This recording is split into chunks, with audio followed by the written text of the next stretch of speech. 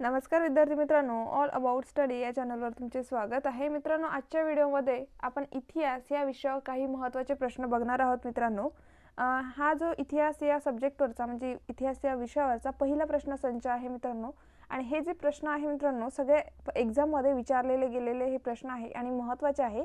हा पहिला व्हिडिओ आहे आणि आपण खूप सारे प्रश्न इतिहास या सब्जेक्टवर बघणार आहोत. असे प्रश्नसंच तुम्हाला मी प्रोव्हाइड करेल मित्रांनो. हा इतिहास या सब्जेक्टवरचा हा पहिला प्रश्नसंच आहे. पहिला, दुसरा, तिसरा असे जेवढे प्रश्न मला मिळतील तेवढे सगळे प्रश्न तुम्हाला मी प्रोव्हाइड करेल मित्रांनो. ठीक आहे. त्याचबरोबर जर तुम्हाला 7वी ते 12वी पर्यंत जर मराठी स्टेट बोर्डचे जर पुस्तकांची PDF हवी असेल तर ते सुद्धा माझ्या टेलिग्रामवर चॅनलवर अवेलेबल आहे. तिथून तुम्ही डाउनलोड करू शकता ती पुस्तकांची PDF. त्याचबरोबर मित्रांनो, जर तुम्हाला हा व्हिडिओ आवडला असेल तर प्लीज माझ्या चॅनलला सबस्क्राईब करा, शेअर करा आणि लाईक करा. चला तर सुरुवात करूया मित्रांनो. मित्रांनो, हे जे प्रश्न आहे मित्रांनो, हे तुम्ही कुठली एक्झाम द्या, सगळ्या एक्झामसाठी हे महत्त्वाचे प्रश्न आहे. त्याच्यामुळे तुम्ही हे जे प्रश्न आहे व्यवस्थित सॉल्व करण्याचा प्रयत्न करा आणि लक्ष देऊन हे प्रश्न जे आहेत ते लक्ष देऊन काळजीपूर्वक बघा. ठीक आहे. चला तर सुरुवात करूया मित्रांनो. आणि जर तुम्हाला हे या ज्या व्हिडिओमध्ये आपण 30 प्रश्न बघणार आहोत, जर 30 पैकी तुम्हाला किती मार्क्स मिळाले ते सुद्धा मला कमेंट बॉक्समध्ये कळवा. चला तर पहिला प्रश्न बघूया मित्रांनो. हा जो पहिला प्रश्न आहे बघा, प्रभाकर या साप्ताहिकात शतपत्रे कोणी लिहिली? प्रभाकर या साप्ताहिकात शतपत्रे ही कोणी लिहिली मित्रांनो? तर इथे आपल्याला ऑप्शन दिले आहे लोकहितवादी, बाळशास्त्री जांभेकर, श्री परांजपे आणि पंडिता रमाबाई. हे जे आहे हे ऑप्शन 4 दिलेले आहे. तर याच्यापैकी आपलं उत्तर कोणतं येणार मित्रांनो? तर आपलं उत्तर येणार, आणि जर तुम्हाला माहीत असेल तर ते सुद्धा तुम्ही नोट डाऊन करून ठेवा. त्याच्यामुळे तुम्हाला 30 पैकी किती मार्क्स मिळाले ते टोटल करण्यात इझी पडेल. ठीक आहे. तर बघा मित्रांनो, या प्रश्नाचं उत्तर काय आहे तर ऑप्शन नंबर 1 लोकहितवादी यांनी प्रभाकर या साप्ताहिकात शतपत्रे लिहिली. तर लोकहितवादी, तर यांचं पूर्ण नाव काय मित्रांनो? तर गोपाळ हरी देशमुख. ठीक आहे. देशमुख, गोपाळ हरी देशमुख यांचं टोपण नाव म्हणजे यांना लोकहितवादी म्हटलं जातं. ठीक आहे. एवढं तुम्ही लक्षात ठेवायचं आहे. त्याचबरोबर बाळशास्त्री जांभेकर बद्दल सुद्धा थोडी माहिती बघूया. तर बाळशास्त्री जांभेकर मित्रांनो, तर यांनी मराठी भाषेतील जी पहिली वृत्तपत्र आहे त्याचं नाव आहे दर्पण. मराठी भाषेतील पहिले वृत्तपत्र जे आहे त्याचं नाव आहे दर्पण. यांनी 1832 मध्ये मित्रांनो हे वृत्तपत्र सुरू केले होते. त्याच्यामुळे हे सुद्धा महत्त्वाचे व्यक्ती आहे. ठीक आहे. हे तुम्ही लक्षात ठेवा. नंतरचा प्रश्न बघूया मित्रांनो. नंतरचा प्रश्न काय विचारलेला आहे बघा. तर नंतरच्या प्रश्नामध्ये विचारलेला आहे की मराठी सत्तेचा उदय, बघा, मराठी सत्तेचा उदय हा ग्रंथ कोणी लिहिलेला आहे? ठीक आहे. तुम्ही व्यवस्थित प्रश्न वाचा आणि उत्तर देण्याचा प्रयत्न करा. तर आपल्याकडे ऑप्शन दिलेले आहे कर्वे, न्यायमूर्ती रानडे, डॉक्टर भाऊ दाजी लाड आणि डॉक्टर बाबासाहेब आंबेडकर. याच्यापैकी मित्रांनो मराठी सत्तेचा उदय हा ग्रंथ कोणी लिहिलेला आहे हे तुम्हाला सांगायचं आहे. तर आपलं उत्तर काय येणार मित्रांनो? तर हे जे आहेत याचं उत्तर काय आहे मित्रांनो? तर न्यायमूर्ती रानडे. मराठी सत्तेचा उदय हा ग्रंथ कोणी लिहिलेला आहे मित्रांनो? तर तो लिहिलेला आहे न्यायमूर्ती रानडे. हे तुम्ही लक्षात ठेवायचं आहे. ठीक आहे. नंतरचा प्रश्न बघूया मित्रांनो. तर न्यायमूर्ती रानडे यांचं पूर्ण नाव तुम्हाला माहित नसेल तर मी सांगते की महादेव गोविंद रानडे हे यांचं पूर्ण नाव आहे. महादेव गोविंद रानडे. ठीक आहे. हे तुम्ही लक्षात ठेवायचं. जे न्यायमूर्ती रानडे आहे त्यांचं नाव आहे महादेव गोविंद रानडे. ठीक आहे. नंतरचा प्रश्न बघा मित्रांनो. नंतरचा प्रश्न आहे भारतातील पहिले वृत्तपत्र कोणते होते? काय विचारलेलं आहे? भारतातील पहिले विचारलेलं आहे. तर भारतातील पहिले वृत्तपत्राचं नाव काय? तर the Hindu, the Bengal gazette, Madras mail आणि केसरी. तर याच्यापैकी आपल्याला उत्तर ओळखायचं आहे मित्रांनो. तर आपलं उत्तर काय येणार? तर आपलं उत्तर येणार option number 2 the Bengal gazette हे भारतातील पहिले वृत्तपत्र आहे. हे तुम्हाला माहीत असायला पाहिजे. ठीक आहे. The Bengal gazette. ठीक आहे. तर हे जे वृत्तपत्र आहे मित्रांनो हे 1780 मध्ये या वृत्तपत्राची सुरुवात झालेली होती. आपल्याला हा जे इयर आहे ते लक्षात ठेवायचं आहे. द बंगाल गॅजेट या वृत्तपत्राची सुरुवात 1780 पासून सुरू झालेली होती. तर जेम्स ऑगस्टन हिक्की तुम्ही ऐकलंच असेल. जेम्स ऑगस्टन हिक्की यांनी हे वृत्तपत्र जे आहे हे सुरू केले होते कोणते, तर द बंगाल गॅजेट. हे भारतातील पहिले वृत्तपत्र आहे आणि ते 1780 मध्ये सुरुवात झाली या वृत्तपत्राची. एवढं तुम्ही लक्षात ठेवा. बघा नंतरचा प्रश्न बघा मित्रांनो, मूकनायक हे नियतकालिक कोणी सुरू केले? मूकनायक हे नियतकालिक कोणी सुरू केले? आणि हे जे प्रश्न आहे मित्रांनो आपल्याला अत्यंत महत्त्वाचे आहे, वारंवार एक्झाममध्ये विचारले गेलेले आहे. त्याच्यामुळे हे जे प्रश्न उत्तर आहे तुम्ही सॉल्व करण्याचा आणि लक्षात ठेवायचा प्रयत्न करा आणि तुम्हाला 30 पैकी किती मार्क्स मिळाले ते सुद्धा मला कमेंट बॉक्समध्ये कळवा. तर मूकनायक हे नियतकालीन कोणी सुरू केले मित्रांनो? तर याचं उत्तर काय येणार, तर इथे ऑप्शन दिलेले आहे आपल्याला 4. डॉक्टर बाबासाहेब आंबेडकर, गोपाळ बाबा वेलंगकर, विठ्ठल रामजी शिंदे आणि छत्रपती शाहू महाराज. तर याच्यापैकी आपलं उत्तर काय येणार मित्रांनो? तर आपलं उत्तर आहे option number 1. Doctor Babasaheb Ambedkar यांनी मूकनायक हे नियतकालीन सुरू केले. हे तुम्हाला लक्षात ठेवायचं आहे. ठीक आहे. तर त्याचबरोबर डॉक्टर बाबासाहेब आंबेडकरांनी आणखी काही वृत्तपत्र सुद्धा सुरू केलेले होते, तर त्यांचं आपण नाव थोडं लक्षात ठेवण्याचा प्रयत्न करूया. मूकनायक, बहिष्कृत भारत, बघा बहिष्कृत भारत, समता, जनता आणि प्रभुत्व भारत हे सुद्धा यांचे वृत्तपत्र आहे. तुम्ही लक्षात ठेवायचं आहे कुठलं आहे, मूकनायक, बहिष्कृत भारत, समता, जनता आणि प्रबुद्ध भारत हे बाबासाहेब आंबेडकरांचे नियतकालिक आहे. हे तुम्ही लक्षात ठेवायचं आहे, वृत्तपत्र आहे हे लक्षात ठेवायचं आहे. ठीक आहे. नंतरचा प्रश्न बघूया मित्रांनो. तर नंतरचा प्रश्न विचारला गेलेला आहे. तर याच्यामध्ये विचारला आहे की हिंगणे स्त्री शिक्षण संस्थेची स्थापना कोणी केली? हिंगणे या स्त्री शिक्षण संस्थेची स्थापना कोणी केली मित्रांनो? तर आपल्याला इथे 4 ऑप्शन दिलेले आहे. बघा महर्षी धोंडो केशव कर्वे, रघुनाथ धोंडो कर्वे, कर्मवीर भाऊराव पाटील आणि महात्मा फुले. हे 4 ऑप्शन आपल्याला दिलेले आहेत. तर याच्यापैकी आपला उत्तर कोणतं येणार मित्रांनो? तुम्ही व्यवस्थित हा प्रश्न वाचा आणि उत्तर देण्याचा प्रयत्न करा. तर आपलं उत्तर कोणतं येणार मित्रांनो? तर आपलं उत्तर आहे ऑप्शन नंबर 1. ऑप्शन नंबर 1 जे आहे, महर्षी धोंडो केशव कर्वे यांनी हिंगणे स्त्री शिक्षण संस्थेची स्थापना केली. हे तुम्ही लक्षात ठेवायचं आहे, महत्त्वाचा प्रश्न आहे. आणि या शिक्षण संस्थेची स्थापना कधी झाली मित्रांनो? बघा 1896 मध्ये या शिक्षण संस्थेची स्थापना झाली. 1896. ठीक आहे. हे तुम्ही लक्षात ठेवायचं आहे. महर्षी धोंडो केशव कर्वे यांनी या संस्थेची स्थापना केलेली आहे. हे सुद्धा तुम्ही लक्षात ठेवायचं आहे. ठीक आहे. नंतरचा प्रश्न बघूया मित्रांनो. बघा नंतरचा 6व्या नंबरचा प्रश्न आहे की क्रांतिकारी संघटना गदर पार्टीचे मुख्यालय कोणत्या ठिकाणी होते? जी क्रांतिकारी संघटना आहे ती गदर पार्टी, तर या संघटनेचे मुख्यालय कोणत्या ठिकाणी होते मित्रांनो? हे तुम्ही लक्षात ठेवायचं आहे. महत्त्वाची संघटना आहे. ठीक आहे. तर गदर पार्टीचे मुख्यालय कुठे होते? तर अमेरिकामध्ये सॅन फ्रान्सिस्को.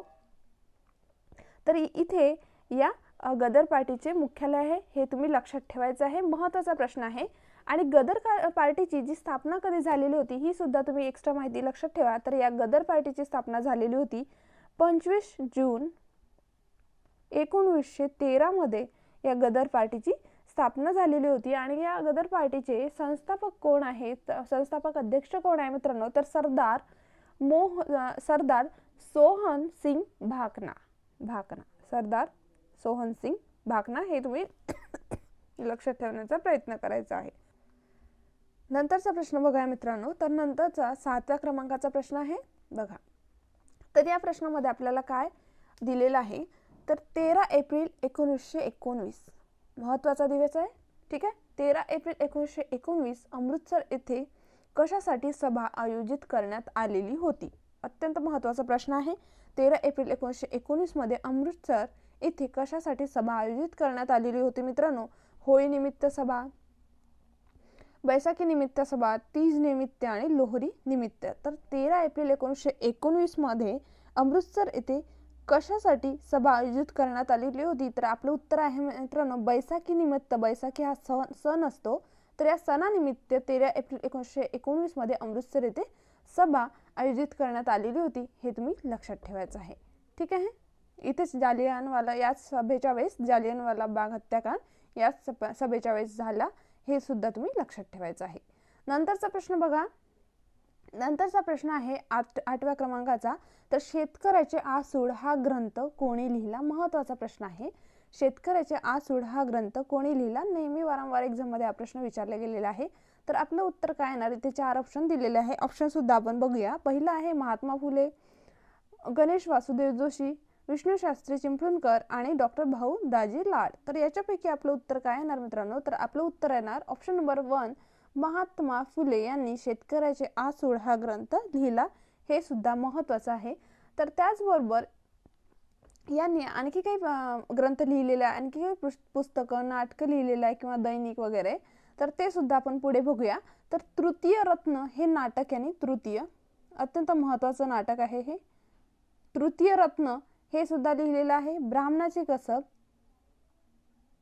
ब्राह्मणाचे कसब,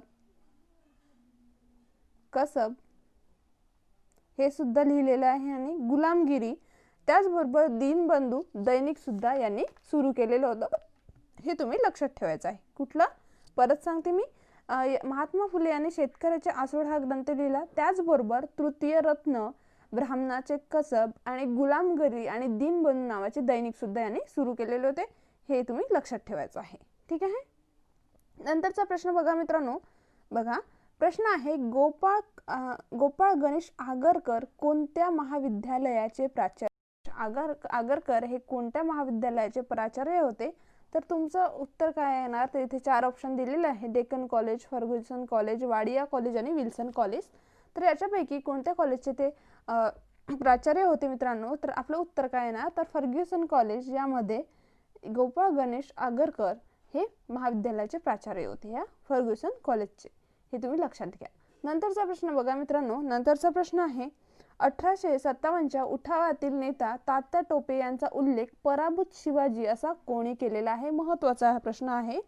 बघा, जेव्हा 1857चा उठाव झालेला होता, त्या उठावातील नेते जे होते ते तात्या टोपे त्यांचं नाव होतं. तर यांचा उल्लेख पराभूत शिवाजी असा कोणी केलेला होता मित्रांनो?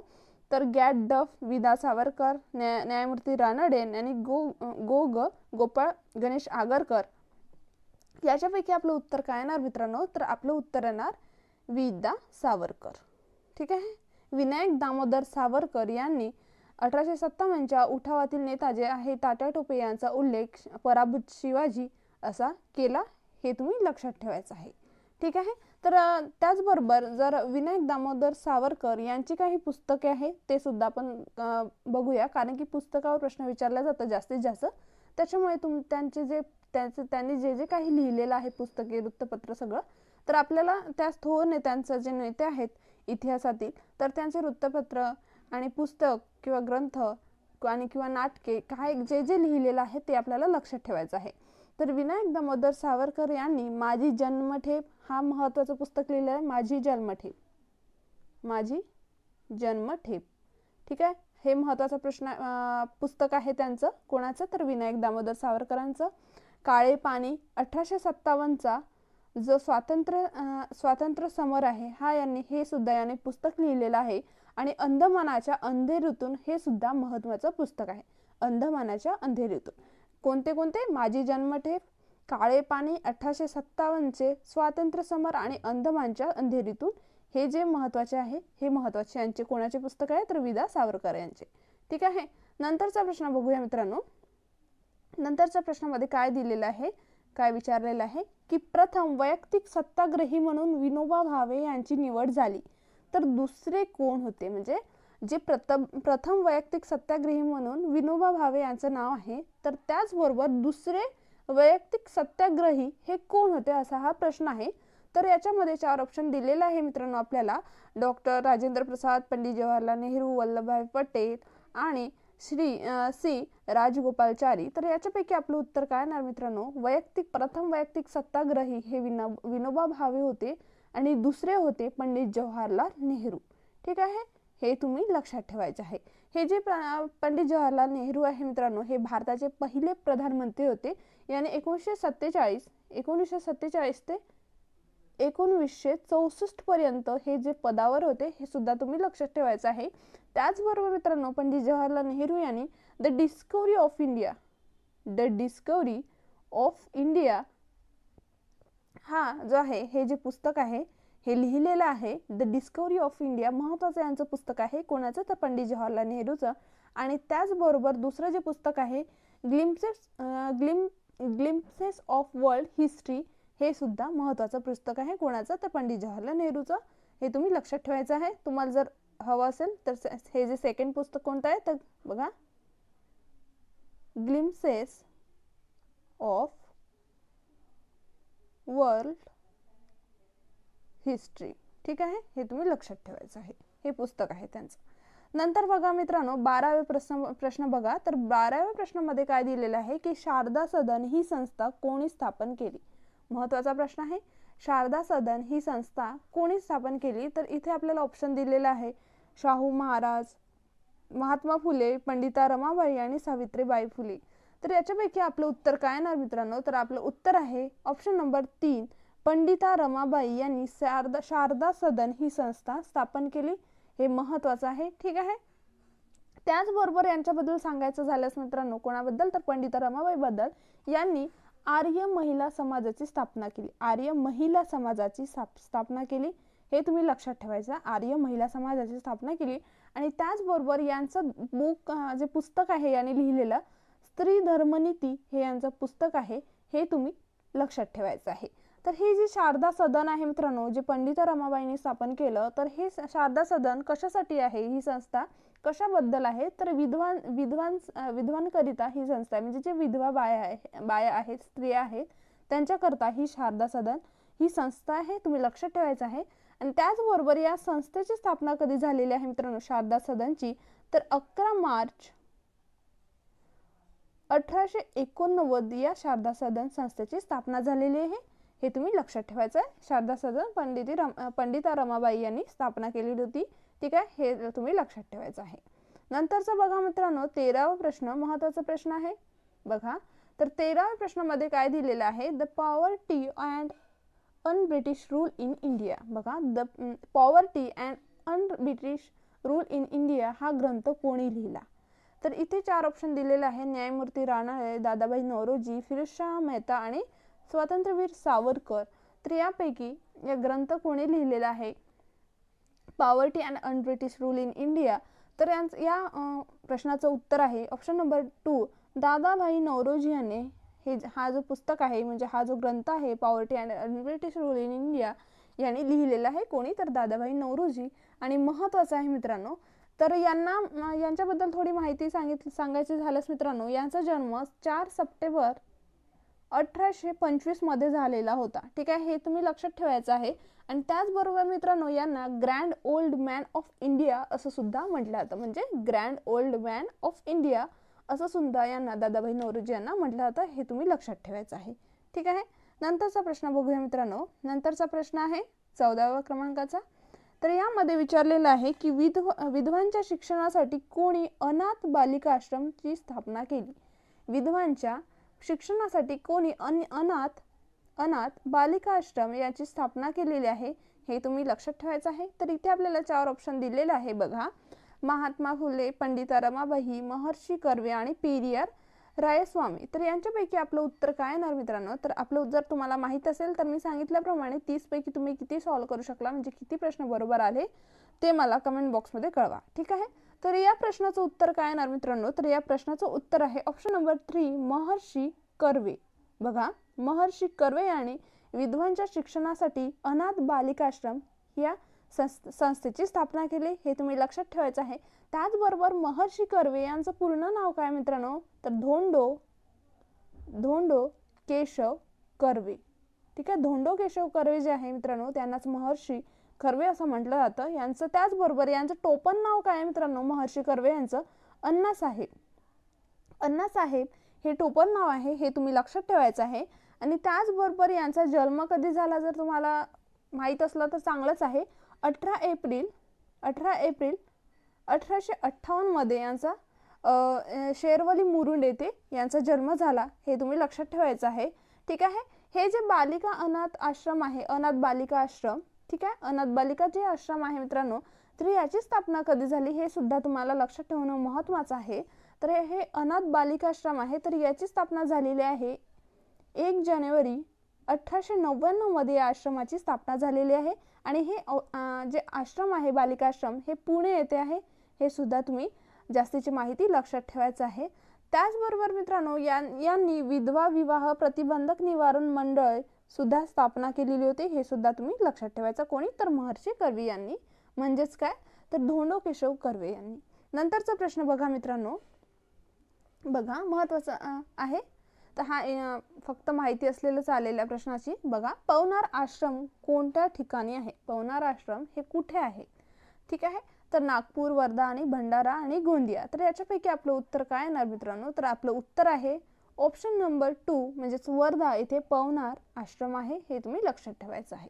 प्रश्न बघा मित्रांनो, 16व्या क्रमांकाचा प्रश्न आहे. तर बघा, तर याच्यामध्ये काय दिलेला आहे, प्रश्न विचारलेला आहे. सॉरी, इथे थोडी प्रश्नात वर्षामध्ये गडबड झालेली आहे. 1866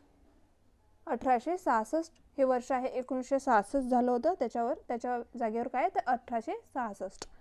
1866 मध्ये मित्रांनो दादाभाई नौरोजी यांनी लंडन येथे कशाची म्हणजे कोणत्या संस्थेची किंवा असोसिएशनची स्थापना केलेली होती, हे तुम्हाला ओळखायचं आहे मित्रांनो. तर 1866 हे तुम्ही वर्ष लक्षात ठेवा. 1966 झालेलं आहे मिस्टेकनी, तर 1866.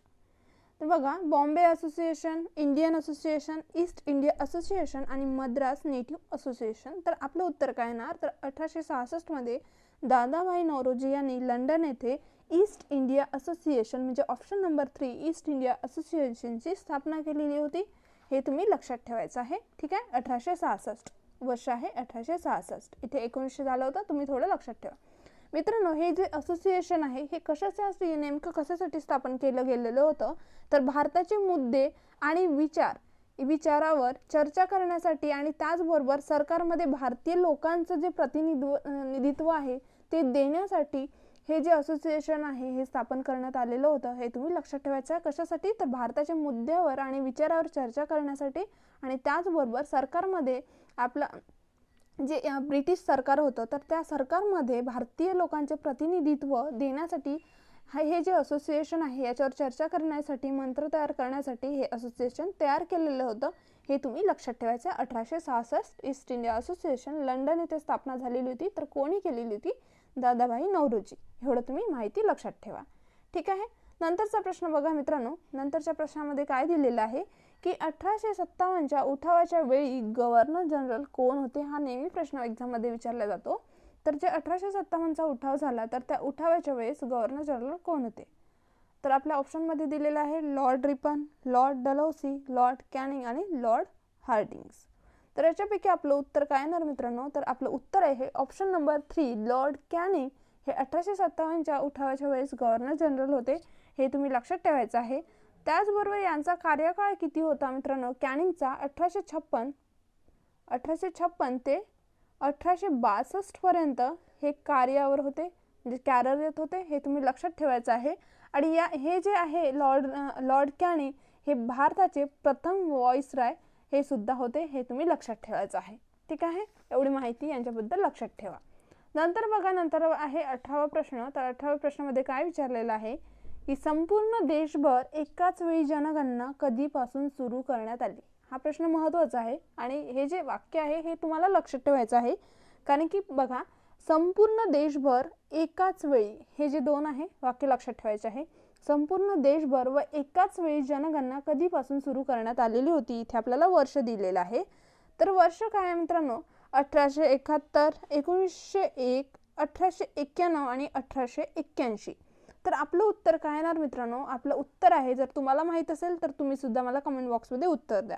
उत्तर काय मित्रांनो? आपलं उत्तर आहे ऑप्शन नंबर 4 1881 मध्ये मित्रांनो भारतात एकाच वेळी जनगणना सुरू करण्यात आली होती संपूर्ण देशभर. ठीक आहे, तर या 1881 पासूनच मित्रांनो भारतात दर 10 वर्षांनी जनगणना पार पडणार मित्रांनो. दर 10 वर्षांनी या जनगणनेपासून हे जे आहे या जनगणनेपासून सुरुवात झाली. 1881च्या जनगणनेपासून भारतामध्ये दर 10 वर्षांनी जनगणना होणार, इथपासूनच सुरुवात झाली, हे तुम्ही लक्षात ठेवायचं आहे. ठीक आहे, हा नेहमी प्रश्न विचारला जातो, महत्त्वाचा प्रश्न आहे. नंतरचा प्रश्न आहे मित्रांनो, इथे काय विचारले गेलेलं आहे की सतीबंदीची चळवळीमध्ये कोण मुख्य भूमिका बजावली?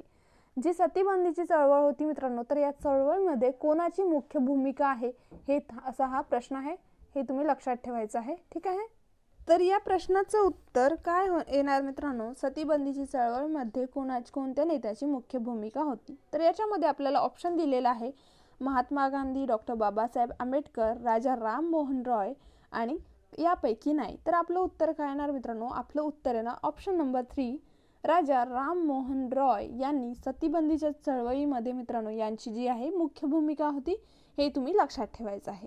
ठीक आहे.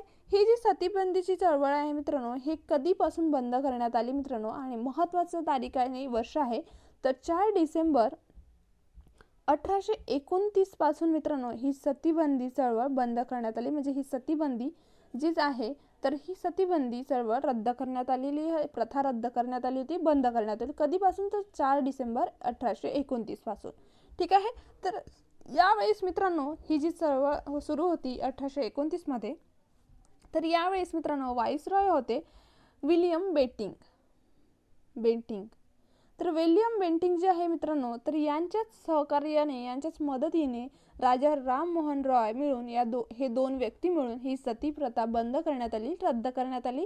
यांच्या दोघांच्या सहकार्यामुळे. हे सुद्धा तुम्ही लक्षात ठेवायचं आहे. तर ही प्रथा कधी बंद करण्यात आली तर 1829 मध्ये. हे वर्ष तुम्ही लक्षात ठेवायचं आहे. ठीक आहे.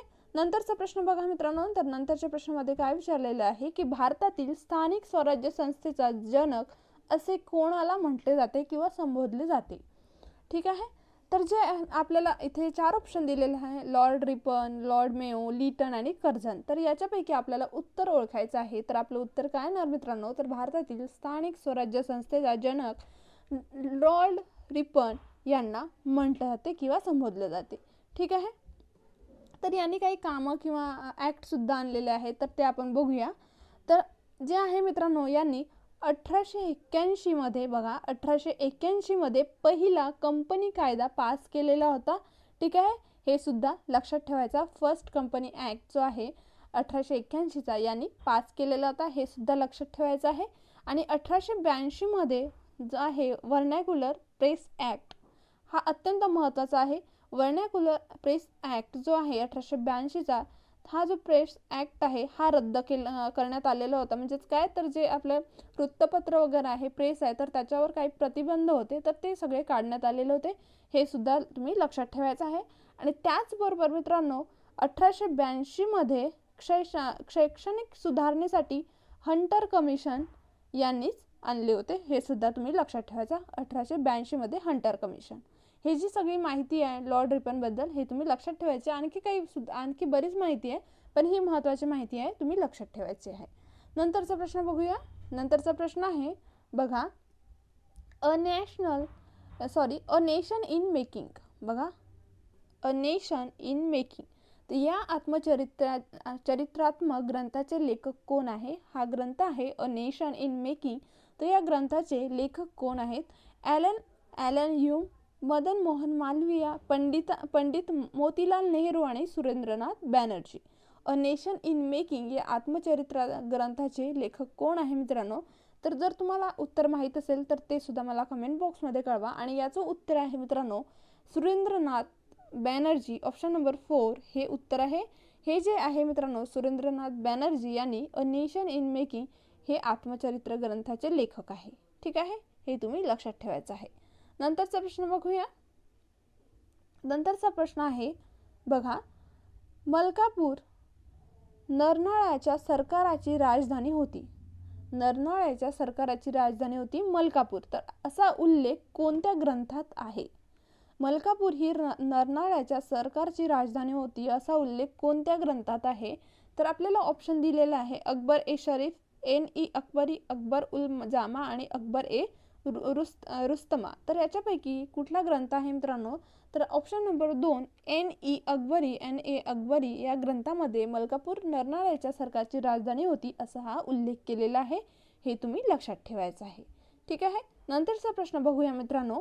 नंतरचा प्रश्न आहे बघा, महत्त्वाचा प्रश्न आहे, शिका, संघटित व्हा व संघर्ष करा. शिका, संघटित व्हा व संघर्ष करा हे ब्रीद वाक्य होते. तर हे ब्रीद वाक्य आहे, तर हे ब्रीद वाक्य कोणाचे होते? ठीक आहे. शिका, संघटित व्हा व संघर्ष करा हे ब्रीद वाक्य कोणाचे होते? ठीक आहे. तर आपल्याला ऑप्शन काय दिलेला आहे? दीनबंधू सिद्धार्थ एज्युकेशन सोसायटी, समता संघ आणि बहिष्कृत हितकारणी सभा. तर आपलं उत्तर काय येणार मित्रांनो? तर आपलं उत्तर आहे, जर तुम्हाला माहित असेल ते सुद्धा मला कमेंट बॉक्समध्ये कळवा. तर तुम्हाला माहित असेल तर आपलं उत्तर काय येणार? ऑप्शन नंबर 4 बहिष्कृत हितकारणी सभा. या सभेचं वाक्य होतं शिका, संघटित व्हा व संघर्ष करा. हे ब्रीद वाक्य होतं या सभेचं. हे तुम्ही लक्षात ठेवायचं आहे. ठीक आहे. तर ही जी हितकारणी सभा आहे, बहिष्कृत हितकारणी सभा, तर या सभेची स्थापना कोणी केलेली होती? तर डॉक्टर बाबासाहेब आंबेडकर यांनी 20 जुलै 1924 मध्ये या सभेची स्थापना केलेली होती. ही ठीक आहे, हे तुम्ही लक्षात ठेवायचं आहे. नंतर बघा मित्रांनो, नंतरचा प्रश्न आहे 24व्या क्रमांकाचा.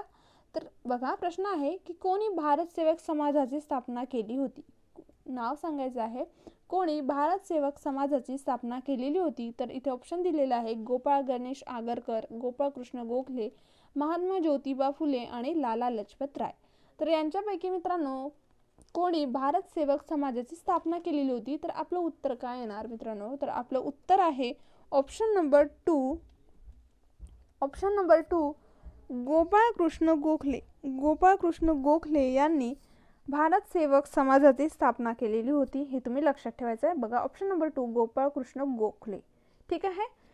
ही जी सभा हा जो भारत सेवक समाज आहे, या समाजाची स्थापना 1905 मध्ये पुणे येथे झाली. हे सुद्धा तुम्ही लक्षात ठेवायचं. 1905 मध्ये या समाजाची.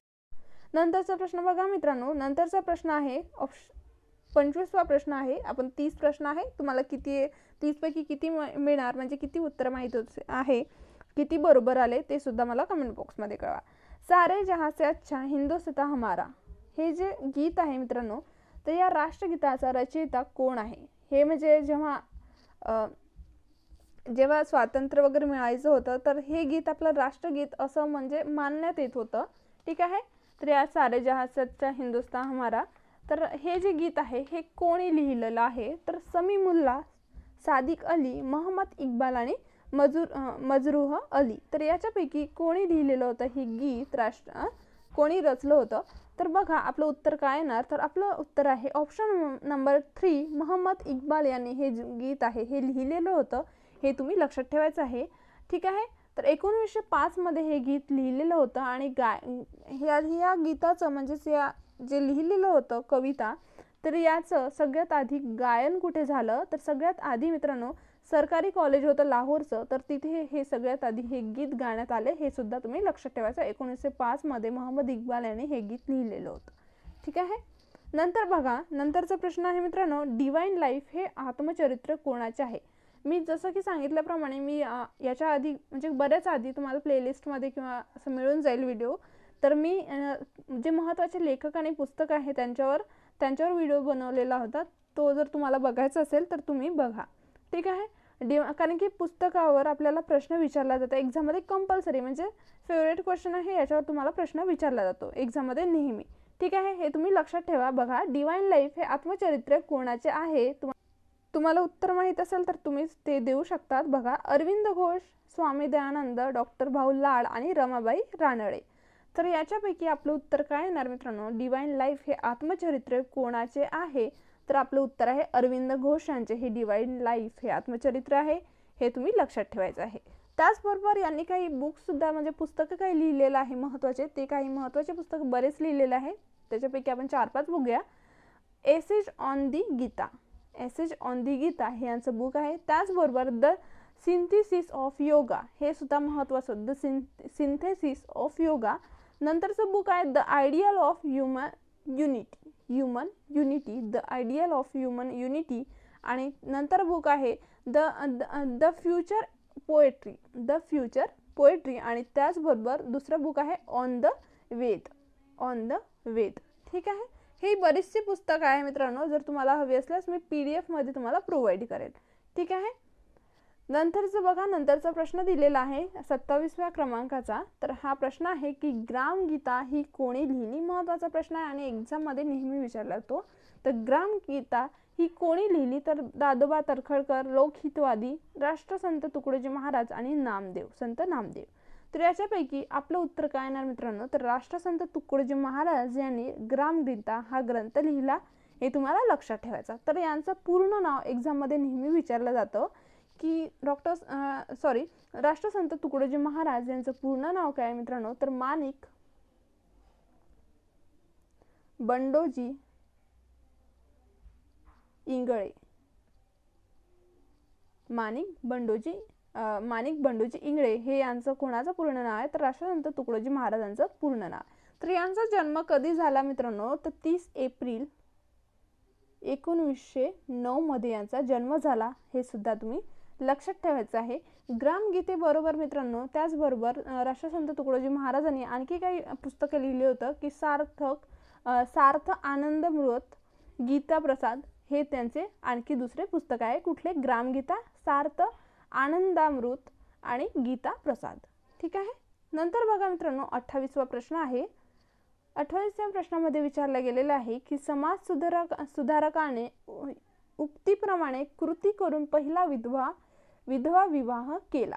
बघा, तर कोणत्या समाज सुधारकाने पहिला विधवा विवाह केला हा असा प्रश्न आहे. सोप्या भाषेत पहिला विधवा विवाह कोणत्या समाज सुधारकाने केला. बघा, तर आपल्याला ऑप्शन दिलेला आहे विष्णुशास्त्री पंडित कर्वे, कृष्णशास्त्री चिपळूणकर आणि डॉक्टर राघव भंडारकर. तर याच्यापैकी आपलं उत्तर काय येणार मित्रांनो, तर तुम्हाला माहित असेल ते सुद्धा मला कळवा. तर आपलं काय उत्तर येणार की पहिला विधवा विवाह कृष्णशास्त्री चिपळूणकर या समाज सुधारकांनी केला, हे आपलं उत्तर आहे. हे तुम्ही लक्षात ठेवायचं आहे मित्रांनो. ठीक आहे. नंतरचा प्रश्न बघूया. नंतरचा प्रश्न आहे 29व्या क्रमांकाचा. महाराष्ट्राचे मार्टिन ल्यूथर. बघा, महाराष्ट्राचे मार्टिन ल्यूथर म्हणून कोणास ओळखले जाते? महाराष्ट्राचे मार्टिन ल्यूथर म्हणून कोणास ओळखले जाते? कर्मवीर भाऊराव पाटील, महात्मा फुले, शाहू महाराज आणि वीरा शिंदे. तर याच्यापैकी आपलं उत्तर काय येणार मित्रांनो? बघा, महात्मा फुले यांना महाराष्ट्राचे मार्टिन ल्यूथर म्हणून ओळखले जाते. महत्त्वाचं आहे, बऱ्याच एक्झाममध्ये हा प्रश्न तुम्हाला दिसेल. ठीक आहे, हे तुम्ही लक्षात ठेवायचं आहे. तर महात्मा फुले यांचं पूर्ण नाव काय? तर ज्योतिराव किंवा ज्योतिबा गोविंदराव फुले हे यांचं पूर्ण नाव आहे. हे सुद्धा तुम्ही लक्षात ठेवायचं आहे मित्रांनो, महत्त्वाचं आहे. आणि त्याचबरोबर थोडी यांच्याबद्दल आपण माहिती बघून घेऊया की यांचा जन्म वगैरे. तर मित्रांनो, महात्मा ज्योतिबा फुले यांचे जे आहेत, यांचा जन्म कधी झालेला आहे? तर 11 एप्रिल. बघा, 11 एप्रिल 1827 मध्ये पुणे येथे यांचा जन्म झाला. कोणाचा? तर महात्मा फुले यांचा. त्याचबरोबर मित्रांनो सत्यशोधक समाजाची स्थापना सुद्धा महात्मा ज्योतिबा फुले यांनीच केलेली आहे.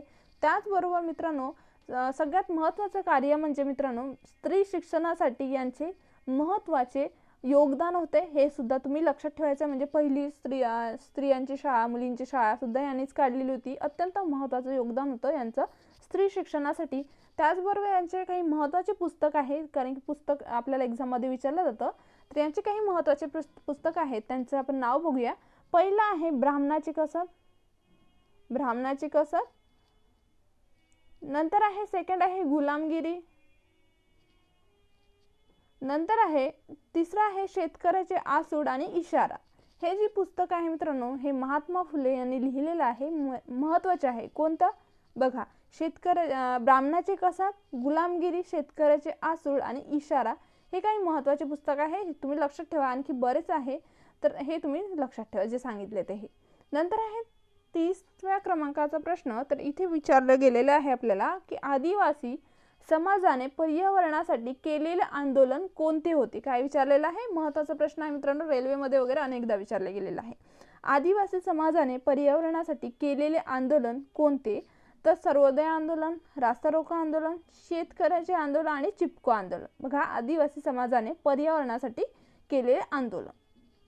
तर आपलं उत्तर काय येणार मित्रांनो? तर आपलं उत्तर येणार ऑप्शन नंबर 4, चिपको आंदोलन जे आहे मित्रांनो हे आदिवासी समाजाने पर्यावरणाच्या संरक्षणासाठी हे आंदोलन केलेले होते, हे तुम्ही लक्षात ठेवायचं आहे. चिपको आंदोलन. तर हे जे चिपको आंदोलन आहे मित्रांनो हे झाड जे आहे आपल्या जंगलातले, तर त्या झाडांना वाचवण्यासाठी मित्रांनो हे चिपको आंदोलन केलं गेलेलं होतं. तर हे आंदोलन कधी झालं? तर 1973 मध्ये हे चिपको आंदोलन झालं. हे तुम्हाला वर्ष लक्षात ठेवायचं आहे. 1973 मध्ये हे चिपको आंदोलन झालं मित्रांनो, कारण की हे आंदोलनाचा उद्देश काय होता की वृक्षतोड करतं, तर त्या वृक्षतोडीला विरोध करणे या आंदोलनाचा उद्दिष्ट होतं. हे विरोध कसा केला मित्रांनो, चिपको आंदोलन या नावाने तुम्हाला जर लक्षात आलं असेल, तर चिपको आंदोलन या नावावरून तुम्हाला लक्षात आलं असेल तर झाडांना कवटाळून स्त्रिया या आंदोलनाचा म्हणजे आंदोलन करत होते. म्हणजे या आंदोलन कसं करत होतं की जे स्त्रिया आहेत त्या झाडाला चिपकून याचा विरोध करत होते. ठीक आहे, म्हणजे झाड तोडण्याचा, वृक्षतोडीचा विरोध करत होते या चिपको आंदोलनात. ठीक आहे, हे तुम्ही लक्षात ठेवा मित्रांनो. हे तुम्ही 30 प्रश्न बघितलेले आहे आणि हे 30 प्रश्न तुम्ही जर ॲनालिसिस केले असेल तर महत्त्वाचे आहे.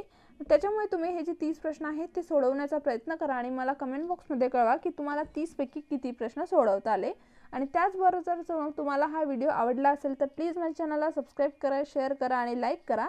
जर तुम्हाला 7वी ते 12वी पर्यंत आणखी जर PDF हवी असल्यास महाराष्ट्र स्टेट बोर्डचे म्हणजे मराठी माध्यमातली ती सुद्धा माझ्या टेलिग्राम चॅनलवर अवेलेबल आहे, तिथून तुम्ही डाउनलोड करू शकता. ठीक आहे, आणखी कुठल्या जर सब्जेक्टवर तुम्हाला व्हिडिओ हवे असले ते सुद्धा मला सांगा, मी तुम्हाला ते प्रोव्हाइड करेल. आणि हे जे इतिहास या विषयावर हा प्रश्नसंच आहे, हा पहिला आहे. जेवढे मला प्रश्न मिळतील तेवढे तुम्हाला प्रश्नसंच अवेलेबल करून देणार मित्रांनो. हा पहिला आहे, दुसरा, तिसरा, जास्तीत जास्त प्रश्न तुमच्याकडून सॉल्व करून घेणार मित्रांनो, हे तुम्ही लक्षात ठेवा.